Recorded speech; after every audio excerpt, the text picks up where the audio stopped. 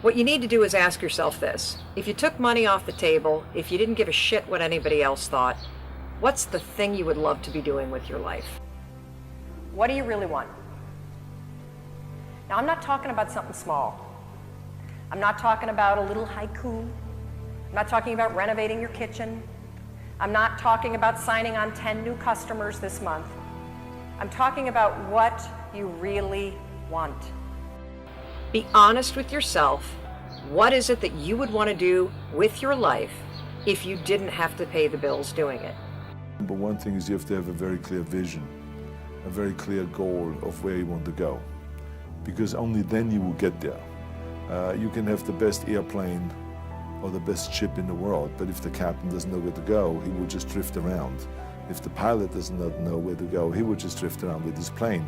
So I think the key thing is that we know where we're going and that you're very passionate about that, and that you see it always in front of you, the goal. And the other thing that's important is that you got to shoot for the top. You got to go and really have big goals and think big, because then you're going to get big. Then you're going to go and achieve big things.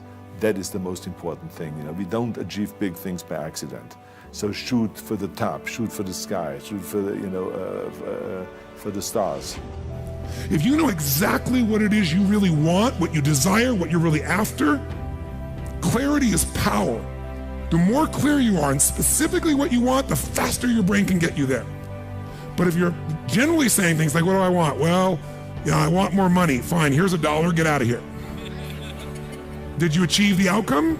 Yeah, when you're that general, you think you're not getting your goal, you are. The way you language your goal, the way you think about it, you're receiving it. I want to feel a bit better. I want to lose some weight. Fine, you lost a pound, you're done. You're playing the game of poker. If you take all your chips and you push them in the middle of the table, what does that mean? A player on the team at the time named Justin Tuck was there, and I remember he smiled. He was sitting in the back room. He said, well, if you push all your chips in the middle of the table, it means you're all in, you're ready to win, you're done going halfway. I said, okay. But what would happen if everyone shows their cards, but then you pull your chips back and you tell everyone you were just kidding? I remember he smiled even wider and said, well, if you're playing poker at my house, that's how you get punched in the face. I said, Justin, you're right. So if we would never do it in a game of poker, why do we do it with our lives? Why do we say we're going to be committed to something when things get tough, when the unexpected happens, we back away and say, it's not for me? Most of you are not doing what you want to do with your life because you're worried about somebody else's opinion. There is way too many people in this room right now that are doing stuff they hate. Please stop doing that. Promise me you won't. Don't listen to the naysayers, because there's always people out there that will tell you that you will not be able to do that, forget it, it's a stupid dream that you have, or a crazy vision of those. Don't listen to the naysayers. The other thing is that you got to work your butt off. If you think that you're going to go and accomplish something really special and be the best in anything in the world, and you think you can do it without working, you make a big mistake. Because no matter what I did, if it was in bodybuilding or in acting or if it is in the political arena, it always took a lot of work. And you got to put out, and you got to, sometimes make a lot of sacrifices. Notice, if you're not willing to work hard, forget about it. So there's another rule that is very important. You can say, well, I'm not willing to put in the effort because what if I fail? Well, first of all, if you don't put in the effort, you will fail because life is hard. And it takes everything out of you to do it properly. Because the question is, if you want something, what does it mean to want it? And what it means is to sacrifice whatever is necessary to get it, because otherwise you don't want it. And so there's an equation here, and I'm not claiming its ultimate accuracy, but the equation is something like, you don't want it unless you're willing to sacrifice for it.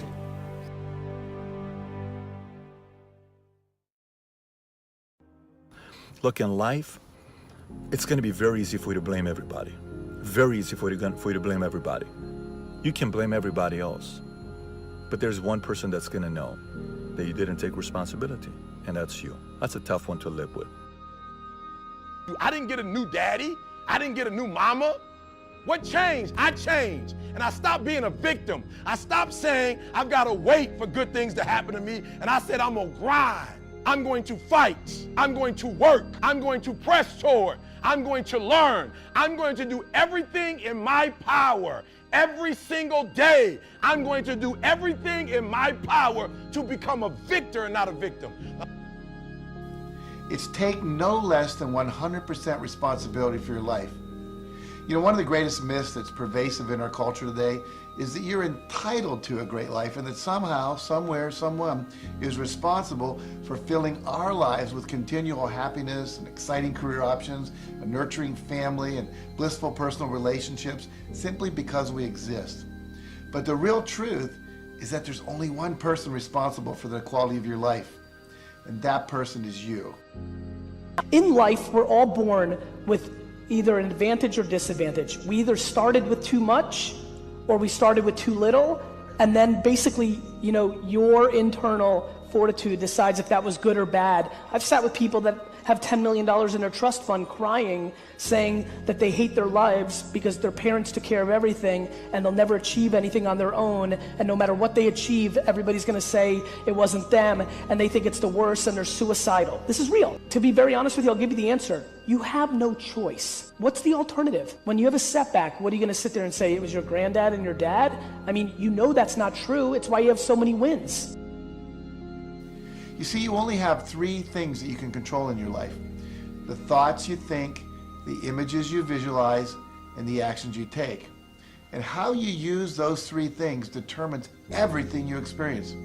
So if you don't like what you're experiencing and what you're producing as results in your life, you have to change your mental, your visual, and your behavioral responses to the events that occur in your life. It does not matter where you come from.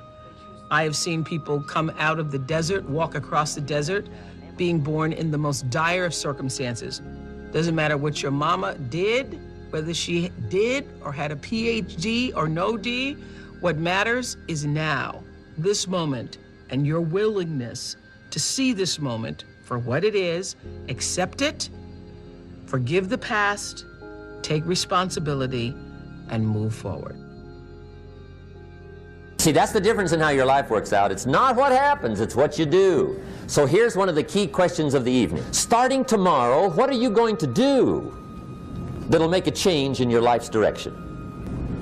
Now see, if you don't do something starting tomorrow that'll make a difference, guess what? It's gonna be the same. And see, that way you can guess what the next 5 years are gonna be like. Look at the last 5. Because the next 5 are going to be like the last 5 unless you, major key, tomorrow, change it all. Successful people take full responsibility for the thoughts they think, the images they visualize, and the actions they take. They don't waste their time and energy on blaming and complaining. They evaluate their experiences and decide if they need to change them or not. They face the uncomfortable and they take risks in order to create the life that they want to live. And the brilliant insight that changes everything for people is realizing that responsibility is never given, it's taken. And that if you choose to take responsibility, all these doors open up, and that you get a totally different life in exchange. Next time you have a loss, next time you have a breakup, next time something happens that hurts, truly hurts, instead of blaming the world, take a piece of paper and take responsibility and say, what did I learn from this? What can I do better? What bad habits do I have that keep showing up? What bad trends do I have that keep showing up? And I'm gonna make a decision to stop it now and not blaming everybody. And if you decide to do that, don't be surprised where your life changes drastically in a positive way. We are busier than any other generation we have seen in the last 300 to 400 years. We are just as busy as we can be, and we think because we're busy, we're effective. But I want you to challenge your schedule for a minute and ask yourself, are you really being effective, or is your life cluttered with all kinds of stuff that demands you and drains you and taxes you and stops you from being your highest and best self? And are you substituting busyness and all the chaos that goes along with busyness from being effective? I think people's relationship with time, we talk about relationships with humans. How's your relationship with your kids? How's your relationship with your wife, your dad or your parents? But we never talk about a relationship with money and time.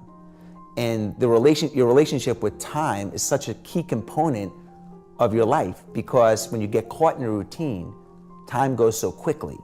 When you understand that there are maybe only 28 summers left, and if you want to truly, get as much experientially out of life, it just creates a tremendous amount of urgency. So, and the fear goes away, because you're like, shit, man, nobody on the planet, no one's gonna be here in 100 years. Do I care what he thinks that, we're not gonna be here in 100 years, so why wouldn't I take the chance? Because I'm very aware of my own mortality. I'm 50 years old, I'm turning 50, and the average American lives to be 78.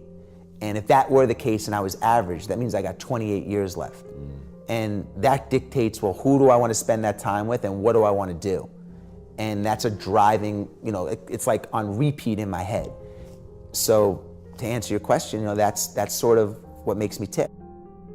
I think when we start counting our age, we count up, right? We start at 0 when you're born and you count up. And it has this sort of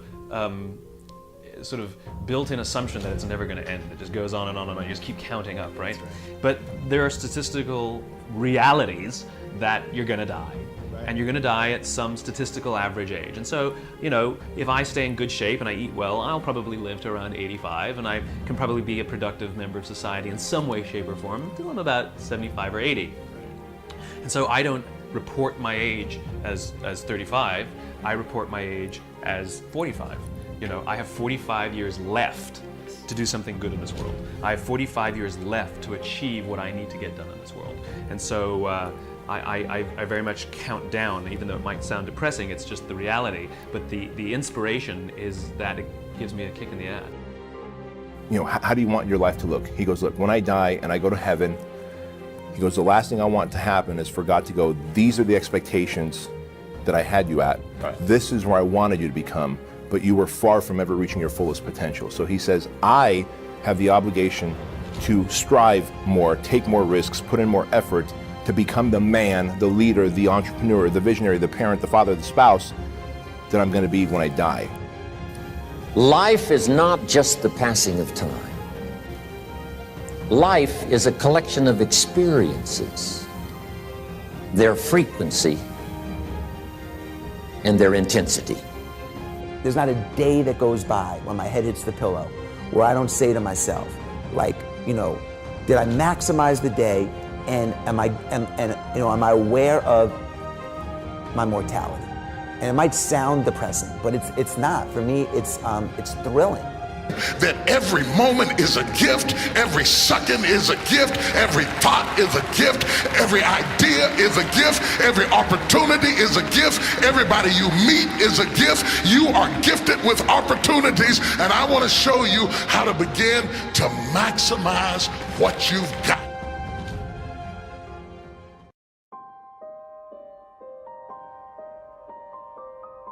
When you change, everything will change for you. When you get better, everything will get better for you.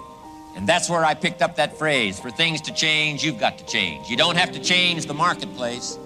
You don't have to change the marketing plan. You don't have to change the economy. You don't have to change countries.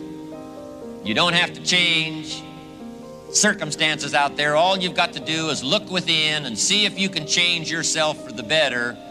And as you change, things will start to change for you. Figure out who you are, don't apologize for who you are, and then become even greater than you naturally are at what you are. See, if you go through life holding back, and most of us do, most of us, if we ask ourselves, have we done all we can do? Most of us will have to answer, no, we haven't. We've been holding back. We have ideas that we don't act on, things we want to do. We're afraid to take chances. We go through life trying to seek security and not coming outside of our comfort zone, and we take most of our stuff with us to the grave. I'm not very interested in the person that I am today. I am a far cry from the person that I can imagine, and the person I promised myself that I will continue to work to become. So it's not about who you are. It's about who you want to become and the price you're willing to pay to get there. Become that person. Change the world. Change yourselves. You will never settle for less than you can be or share or give or create. It's not what we get that makes us happy, it's who we become. How we live our life, who we are as a person. People can take away all the things, but who you become, no one can take away. And the problem is most of us are trying to be something we're not. And it isn't so much about change, about changing yourself. The change happens when you be yourself. The whole game's broken because everybody's too tied up into other people's opinions. I only care about my opinion of myself. And I care what my mom and wife and kids and the world think, just not as much as I care about the way I think about myself. I don't really like those words. Self-help or self-management or self-improvement. I don't really like what those words have come to mean these days. Because there's a lot of people out there that are constantly trying to improve themselves by looking for the one change. The one change, right? The one change in their life that's gonna make their dreams come true. Getting better isn't a hack or a trick or a one change that you need to make. Getting better is a campaign. It's a campaign. It's a daily, a weekly, it's an hourly fight. Work harder on yourself than you do on your job. Work harder on yourself than you do on your business. See if you can find some ways to multiply your value to the marketplace. And he said your income will immediately start to change. And I'm saying that the fact that you're still here, that you're still breathing, you've got some more work. And you owe it to yourself. You owe it to yourself. So when you get up in the morning, that you can look yourself in the face and say, hey, I'm living my life on my terms. That's important. Not to give up on your dream, not to give up on yourself.